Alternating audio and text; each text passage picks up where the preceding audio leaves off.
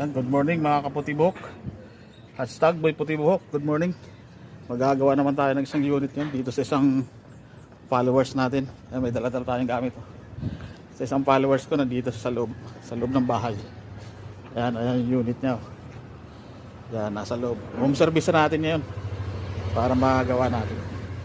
Hindi siya umandar. So, check lang natin, papaandarin ko.